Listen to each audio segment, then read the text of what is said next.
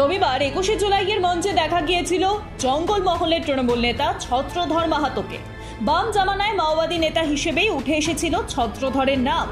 যদিও তৃণমূল সুপ্রিমো মমতা বন্দ্যোপাধ্যায় দাবি করেছিলেন, তারপর থেকেই ছত্রধর তৃণমূল কংগ্রেসেই রয়েছেন। 4 বছর আগে 2020 সালে ছত্রধরকে দেওয়া হয় তৃণমূলের রাজ্য সম্পাদকের পদ পর্যন্ত, কিন্তু এখনো জামিনে রয়েছে ছত্রধর। তার অপরাধের মামলা চলছে হাইকোর্টে। এলাকায় ঢুকতে পারেন না ছত্রধর। তারপরও এমন এক বিতর্কিত নেতার 21শে জুলাইয়ের সমাবেশে ডাক পাওয়া নিয়ে রাজ্য রাজনীতি রীতিমতো সরগরম। 1 বছর আগে কলকাতা হাইকোর্ট নির্দেশ দিয়েছিল নিজের এলাকায় ঢুকতে পারবেন না ছত্রধর, যার পরই আইনি বাধায় পুরুলিয়ার ঝাড়গ্রাম, 2 মেদিনীপুর এবং বাঁকুড়াতে ঢুকতে পারেন না ছত্রধর। ফলে বর্তমানে কলকাতাতেই থাকেন এই নেতা। কিন্তু সূত্রের খবর, তৃণমূলের রাজ্য দফতর থেকে ছত্রধরের সঙ্গে যোগাযোগ করা হয়েছিল 21শে জুলাইয়ের উপস্থিত থাকার জন্য। প্রসঙ্গত, দীর্ঘ 12 বছর ধরে জেলেই ছিলেন ছত্রধর, যে কারণে কখনো 21শে জুলাইয়ের সমাবেশে উপস্থিত থাকতে পারেননি তিনি। এবারও প্রথমবার তৃণমূলের শহীদ দিবসের সমাবেশে উপস্থিত থাকলেন তিনি। সূত্রের খবর, সদ্য শেষ হওয়া লোকসভা নির্বাচনে 29টি সিট পেয়ে ভালো ফল করেছে তৃণমূল কংগ্রেস, যার মধ্যে জঙ্গলমহলের ফলাফল যথেষ্ট ভালো। তাই 21শের মঞ্চে ছত্রধরের উপস্থিতি বাড়তি মাত্রা যোগ করেছে বলেই ওয়াকিবহল মহলের মত। বাংলার রাজনীতিতে যথেষ্ট বিতর্কিত জঙ্গলমহলের নেতা ছত্রধর মাহাতো একসময় ছিলেন সামান্য শালপাতার ব্যবসায়ী। সেখান থেকে ছত্রধর হয়ে ওঠেন পুলিশি সন্ত্রাসী বিরোধী জনসাধারণ কমিটির শীর্ষ নেতা। তারপরই তৃণমূলের রাজ্য সম্পাদক। ঝাড়গ্রামের লালগড় ব্লকের আমলিয়া গ্রামের বাসিন্দা ছত্রধরের উত্থান ছিল উল্কার মতো। 2009 সালে বাম আমলেই প্রথমবার গ্রেফতার হন ছত্রধর।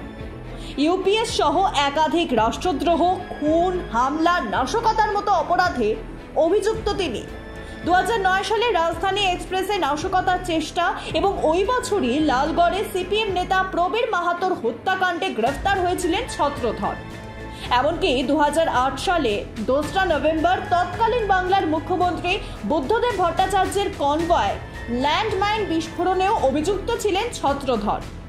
এখনো পর্যন্ত 39টি মামলা রয়েছে ছত্রধরের নামে। ছত্রধরের নেতৃত্বে 2008 থেকে 2010-এর মধ্যে মাওবাদীরা 355 জন সাধারণ মানুষ এবং 53 জন সিকিউরিটি ফোর্সের জওয়ানকে হত্যা করেছিলেন। ছত্রধরের বিরুদ্ধে চলা মামলায় জেলা আদালত 2015 সালে যাবজ্জীবন সাজা দেয় ছত্রধরকে। যদিও 2019 সালে সেই সাজার মেয়াদ কমিয়ে 10 বছর করে হাইকোর্ট। 2020 সালে জামিন পেয়ে লালগড়ের আমলিয়ার বাড়িতে ফেরেন ছত্রধর। সেই সময় তাকে তৃণমূলের রাজ্য সম্পাদকের পদ দেওয়া হয়েছিল।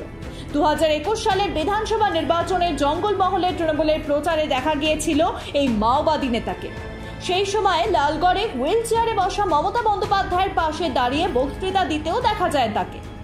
তবে সেই বছরই 27 মার্চ গভীর রাতে রাজধানী এক্সপ্রেস মামলায় তাকে গ্রেফতার করে এনআইএ।